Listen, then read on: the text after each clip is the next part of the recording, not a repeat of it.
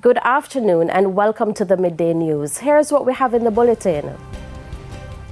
Education Ministry says teachers to be paid today after another salary delay. NWC concerned about catchment levels despite recent rainfall. And later in sports, lack of structure seen as the reason for Premier League mix-up. Thank you for joining us. I'm Shamela Pullen. Here are the details. We begin with news just in regarding the multi-million-dollar Institute of Insports. The case was this morning transferred to the High Court. When the matter was called upon this morning, Attorney Peter Champagne, KC, informed the Kingston and St. Andrew Parish Court that the Office of the Director of Public Prosecutions had applied to move the matter from the Parish Court. Former financial controller at Insports, Andrew Wright, Rodolph Barnes, O'Neill Hope, Andre Picton, and Janelle Mills are accused of defrauding the entity of $222 million. The suspected fraud and other irregularities were detected by Insports in 2017. We will have more details in Primetime News at 7 this evening. The Ministry of Education says all teachers will be paid today for the month of April. The promise comes as for a consecutive month, salary payments have been delayed. However, the ministry is calling on the teachers to be patient. The details in this report. On Tuesday, April 25, the Jamaica Teachers Association reported a delay in the payment of salaries. The association's president, LaSonia Harrison, described the delay as a blatant disrespect to the nation's educators. We are getting reports from all over the island, St. Catherine, Manchester, Kingston, Westmoreland. The teachers have not been paid, and to date, we have not received any communication, to my knowledge, saying that payments will be delayed yet again.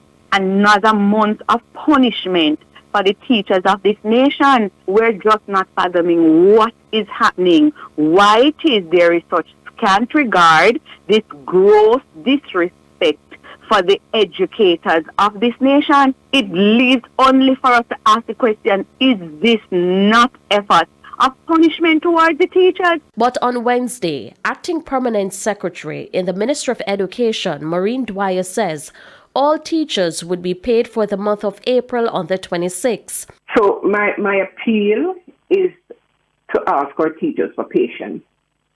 I've said this before, but I want to say it again. It is never in our best interest to have our teachers to be in a position of discomfort. Never, ever, ever. I want them to understand that we're a team and that we're really working towards making sure that each team member is happy and they can move along with what they have to do. What we do is an enablement process. People work and they're paid. She also sought to explain what could have led to some delays. By Monday night, we'd uploaded salaries for all the teachers who are paid by the Ministry of Education itself, the 17,000 plus. So we had uploaded those to the Accountant General by Monday night, 9 p.m. Where delays may have occurred is where yesterday we uploaded for our Bursa paid schools. In fact, not all of them, some of them, because the others had been done from the night before. And I'm also saying these are not normal times. We really are working through a system where we're moving from one system of pay to another system of pay. There were residual actions, and this month in particular, we're paying another tranche of the increase. So that took us more time. And the opposition is also criticizing the government over its failure to meet the payroll of teachers for a second month. Opposition spokesman on finance, Julian Robinson, says the situation is concerning. Last month, we had thousands of teachers who had to wait days and weeks after payday. We have another situation where many teachers and other public servants have not been paid. It is utterly disrespectful that there has been no communication whatsoever from the government to indicate that there are difficulties in meeting the payroll so that people can plan. We seem to forget that there are thousands of civil servants who live paycheck to paycheck. And if they don't get the paycheck on time, they simply can't put food on the table, they can't pay their rent, they can't send their children to school. The government must do better than this. Not out of the woods just yet. That's how the Chief Executive Officer of the National Water Commission, Mark Barnett, describes the current operations of the company, despite the island seeing an increase in rainfall over the past few days. He says while most of the water supply did see improvement because of the rain, it was not enough, and so the NWC will not be easing the water restrictions. No, the restriction will not be lifted unless we are comfortably seeing improved inflows into our reservoir, storages at a comfortable level. So for the rest of the month and even further into May, the restrictions will still be in effect. The NWC CEO, who was speaking at the post-cabinet press briefing this morning, says the agency is trying to balance the current reserves with theft. With drought, you actually are at a higher risk of more leaks, and certainly there's a probability of more theft. That's just the reality of the situation. Any given month, we don't collect at least 15% of the revenue we bill. So it gives you an idea that if I bill the general customer base $2 billion, 15% of that is not collected. Now, we would want to be anywhere between 95. That's where a good performing utility from a commercial perspective would like to see their collection on a monthly basis. A warning to persons working at construction sites on Sundays. The Kingston and St. Andrew Municipal Corporation says action will be taken against persons caught if they are not given special permission. More in this report.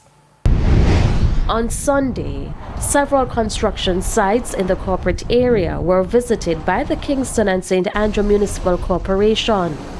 This is because the corporation has been getting a number of complaints of work taking place at these locations on Sundays. We have been out, we have cited some breaches, we have stopped persons, preventing them from continue working. So we are here to, based on the plight of these residents, ensure that we have full conformity in terms of no working on a Sundays. So, but we still implore the residents to continue to feed us with information so we can address these issues of persons working on Sundays, because these are special conditions that no work should be undertaken on a Sunday. However, there are special requests that are given to persons to work on Sundays, but they will have to go through the corporation. Last year, the corporation closed a number of sites. Some have since reopened, while others are still before the courts. For today in particular, I have not seen any work based on our tour today, but we have gotten videos of work taking place. But when we turn up to the locations, we haven't seen any work in progress. But we'll be continuing monitoring the city and to ensure that we even start our tour earlier in the Sunday to see if we can catch persons in the act. The corporation is again warning persons that action will be taken against those in breach. So we try to start earlier next time to see if we catch persons in the act, and then we can remedy the situation to prevent them from further continuing works, or a continuous breach of this would see us recommended that their permit be revoked or suspended. In terms of compliance, how cases with compliance, where building sites are concerned? Where building sites are concerned, we have served quite a bit of notices.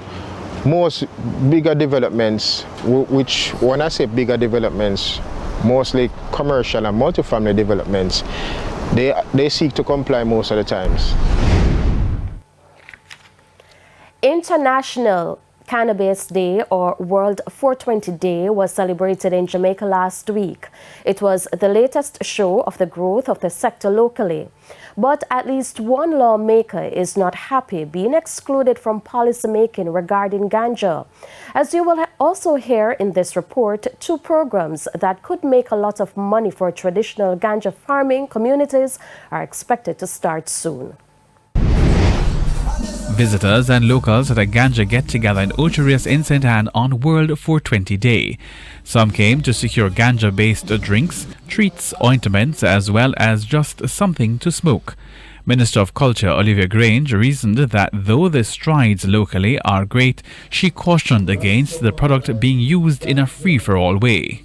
Like all medicines, from aspirin to sorority, the usage of cannabis has to be regulated. We all have to recognize that. And speaking of recognition, the Culture Minister questioned why the voices in her ministry and those the ministry represents have not been given a major role in building the sector. My ministry is a focal point for Rasta, for the Maroon community, for all the cultural communities. Officially, the Ministry of Culture, Gender, Entertainment and Sport is not officially at the table in relation to cannabis and the various regulations that exist. Dr. Norman Dunn is the State Minister in the Industry Ministry. He said some communities are soon likely to start earning from approved ganja initiatives. One such program is the state-led AD2 initiative. The AD program, known now as AD2, is a community-centered approach in which participating communities will be allowed to cultivate up to 10 acres of land for each community. Each participating community will be required to sell all of their outputs from the program to a licensed downstream buyers or authorized permit holders of the Cannabis Licensing Authority. Scores of other small-scale and traditional farmers will also be invited to participate in a pilot project known as the Mother Farm concept. For example, a reduction in the height of fencing, and as the Minister would have mentioned recently, the elimination of all fees related to our small and traditional farmers, while allowing participants to build capacity and to accumulate the financial resources necessary to make applications to the CLA for a cannabis license. Minister Grange, in the meantime, explained that the local celebration of 420 Day, put on by Jacana, coincided with news that reggae legend Peter Tosh will be honoured in South Africa for his work in music and ganja legislation. Halshane Burke, TVJ News. The parish of St. Catherine has recorded 12 cases of the COVID-19 virus since the start of April. Deputy Chief Public Health Inspector for the parish, Denise Douglas, gave the update at the recent sitting of the Health and Sanitation Committee meeting. Currently, there are 7 active cases in the parish. In the meantime, Ms. Douglas noted that the parish has recorded an increase in respiratory illnesses.